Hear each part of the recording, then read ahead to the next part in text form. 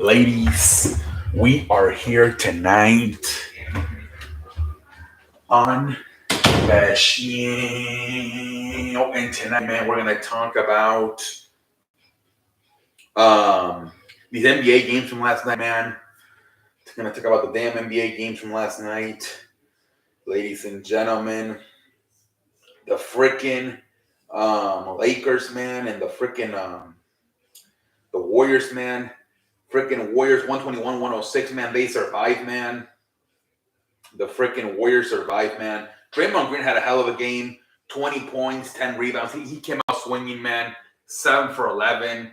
A lot of these players responded. Even Jordan Poole, obviously, much better after getting fucking shut down. And in game 4, 0 points. Literally, he still struggled. He took 14 shots, only made 5 of them for 11 points. But at least he played better. Dante DiVincenzo, 13 minutes, 0 points. Kuminga barely plays. I don't know why Kuminga barely plays. They got to give him more playing time. Jesus Christ, man. Gary Payton, he played really good, 13 points. Made 4 out of 5 shots. Curry, 27 points. He played really good. Wiggins, 25 points. He played really good. A lot of these players played good. Obviously the supporting cast is much better. Draymond Green, 20 points, 10 rebounds. Andrew Wiggins, 25 points. Gary Payton, 13 points. Steph Curry, 27 points. Like I said, Jordan Poole, 11 points. Klay Thompson and Jordan Poole are still a problem. That seems to be a problem still. Klay Thompson and the supporting cast. I mean, Jordan Poole, 11 points, but, it took him 14 shots to get there. He took like 5 3-pointers, only made 1. Klay Thompson took 12 shots, only made 3 of them. That continues to be a problem for the Warriors. That it's still a lot of this was energy. They just had more energy than the Lakers. But I'm not sure. Can you get another 20 and 10 from Draymond Green in Game 6? Is Jordan Poole going to give you 11? I mean, he barely got to 11. It was poor shooting. The only guy I would trust outside of Curry would be Wiggins, right, with those 25. I would still literally be concerned with the supporting cast because when I wanted to get going, the 2 main guys, I mean, I'm happy with Draymond Green. I just don't think you can get that from Draymond Green on a consistent basis.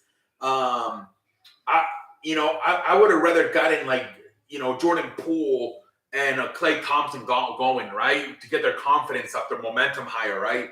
And that was not the case as Poole 5 out of 14 and Klay 3 out of 14. Not trying to be negative for the Warriors, but you won this game, a lot of good energy. But the 2 guys, Klay Thompson and Jordan Poole, that you think if you can get them going, you can get them going on a consistent basis because of their history, especially with Klay Thompson. And those were the 2 guys who couldn't get going, right? The bench continues to be terrible for this team. I don't understand why they don't give Kuminga more playing time. I really don't. Only 2 minutes. Like, what the hell, man? And in those 2 minutes, he took 2 shots and made both of them. I don't understand why the Warriors don't keep letting Kuminga more playing time. But look, they won this game. They had 6 players in double digits. Everybody, the entire 5 in the starting lineup were in double digits. We'll see Draymond Green. He outplayed Anthony Davis. I don't think that's going to happen again. Anthony Davis has a concussion. I doubt that's the case. This is the same guy who in last year's versus Memphis was saying that he couldn't move his shoulder, went back to the locker room, and then a few minutes later he was back out to playing. Anthony Davis, yes, he has injury history, but he also has history of overreacting, exaggerating when he gets hurt or when he has pain. So Anthony Davis is very tricky because you never know when he's actually hurt or when he's just exaggerating because he has history of both getting hurt but also exaggerating when he's just in some type of pain but he's not really hurt. So you never know with Anthony Davis. My belief is once again he was exaggerating. Maybe it was his strategy to get out of that game because he was afraid that if Darvin Ham took him out, he was gonna put him back in. So maybe this is the way of saying I'm just gonna fucking exaggerate. I have a concussion, so they don't put me back in this game, so I can save myself for Game 6. You never know. I was kind of disappointed in the internet which how gullible they were sometimes. Especially what you saw a few weeks ago in Memphis when he said he couldn't move his shoulder, and then a few minutes later he was back to playing. There were some people, smart people I consider, that fell for this. I'm like, I have great connections in the sports community, and I'm like, some of these guys, I'm like, you guys are supposed to be smart, and you guys fell for this. I'm not going to name names, but I was like, some of these people should know better. And some people, like, there were no. A lot of people were saying there's no pictures, there's no videos of Anthony Davis getting taken out in a wheelchair. There's your answer right there. Maybe he's just exaggerating. They're already saying he's going to play. Whatever. But yeah, we'll see what happens in Game 6. As a team, they got momentum. But like I said, Thompson is still struggling. The bench is still struggling, especially Jordan Poole. Can you get another performance like this out of Draymond Green? We'll see what happens. For the Lakers, man, Anthony Davis, 23 points, but most of them were in the first half. The last two games, for some reason, he's not scoring a lot in the second half. Like I said, tonight, he got taken out, and he got taken out in the first half. Well, what was it, the third quarter?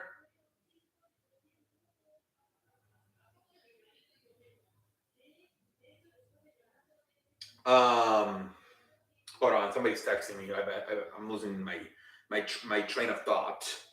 But yeah, no blocks, no 10 rebounds, only 9 rebounds. But a lot of the production from Anthony Davis coming in the first half, the last two games, he has got to play full 48 minutes in Game 6.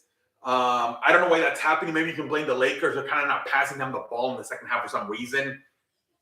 But they get it. They need an Anthony Davis performance from start to finish, and not just in the first half. The way they've been getting in the last two games, they need Anthony Davis to give them a full performance.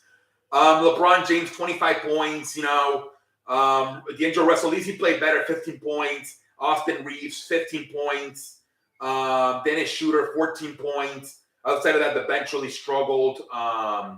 Looney Walker, who played fantastic, not so much. 4 points, took 6 shots, only made 2 of them. But Anthony Davis has got to play a full game from start to finish. I don't think they have an answer for Anthony Davis. If he's healthy and committed, I don't think the Warriors have an answer for Anthony Davis if he's healthy and committed. And that's on the big dollar, not the little one. But let's move along to the next game real quick here. Knicks and Heat, 112-103. Knicks win this game. Butler didn't play that good tonight, and I think that was the problem. He took 12 shots, only made 5 of them for 19 points. Kevin Love, he really struggled. 4 points, took 10 shots, only made 2 of them. He was up there looking like a 51-year-old version. Bam Adebayo, again, just like Anthony Davis, you need more energy. There should be no reason why both Adebayo and Anthony Davis cannot get at least 10 rebounds. 18 points, 8 rebounds for Adebayo. Gabe Vincent, 6 points. He really struggled taking 10 shots, only making 3 of them. Max Strus, he kind of struggled 14 points, but he only made 5 out of 11 shots. Sal Martin, he was okay, 11 points. Duncan Robinson, that's a good thing about going forward if you do advance to the Eastern Conference Finals. Duncan Robinson is really playing good for you lately. 17 points, took 13 shots, made 6 of them. He's getting his confidence up. If you can get Kevin Love and Duncan Robinson to get going here, that would really help replace the production you're missing out of Tyler Hero. So that would be great if they can get both Duncan Robinson and Kevin Love going. Right now they got Duncan Robinson going, not so much with Kevin Love. But yeah, like I said, this game, nobody really played good. Kyle Lowry, same thing. He struggled, 9 points, took 11 shots, only made 3 of them. They just didn't shoot it well, man. Only what was it? They only shot it, 37%? No, excuse me, I beg your pardon. 42%. They only shot the ball 42%, where the Knicks shot 49%. That's basically half of your shots are going in. But nobody really had a good game, man. Like, Butler struggled. Kevin Love struggled for a lot. Max Strus, Gabe Vincent, Kyle Lowry. Everybody struggled tonight, man. And they were still in the game at the end there. They even took a 10-point lead in the first quarter. But the shooting was just not there for most players. And we'll see what happens. Obviously, Jaylen Bronson, he was fantastic. He played all 48 minutes. 38 points for Jalen Bronson. He was fantastic. Julius Randle starting to get better. 24 points, only 5 rebounds, but 5 assists. 24 points. He took 13 shots, made 7 of them. RJ Barrett, 26 points. Josh Hart, all of a sudden he's barely playing now, only 2 points. Heartland, 4 points. You know, the bench. With the Knicks, it comes down to these 3 guys: Bronson, Randle, and Barrett. That's what it comes down to. Those 3 guys got to show up for them to have a chance, and they did. And that was a difference, right? Bronson completely outplayed Butler. Randle completely outplayed Adebayo. And Barrett completely played. Who the hell? I don't even know who the hell you would consider Miami's 3rd best player to be now that Tyler Hero's no longer there. But, man, Bronson really wanted this, man. He played all 48 minutes. He scored 38 points. He really wanted this game. And, like, RJ Barrett and Julius Randle chip in nicely with 24 and 26. And those were probably the 3 guys that carry this team. Those 3 guys, and that's who they live and die by, those 3 guys. Barrett, Bronson, and Randle. We'll see what happens. I think Miami's going to play better. I think they're going to shoot it better. I think Jimmy's going to have a much better game. Adebayo needs to be a little bit more energized and get better rebounds. Gabe Vincent maybe can shoot it better. Max Strus. Kyle Lowry for sure I think he's going to shoot it better. The only positive about this game, I guess, is that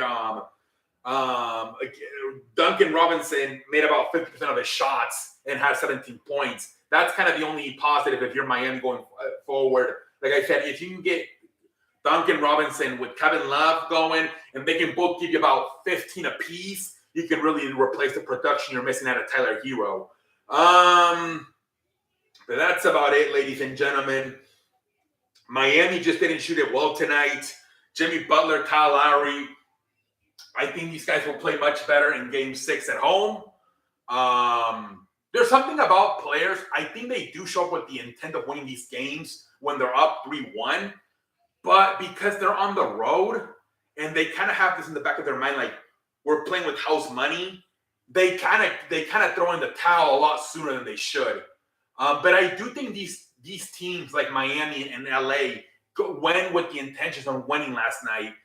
But they just, once they get down by like 10, 20 points, it's like they just don't have the motivation to get back in the game.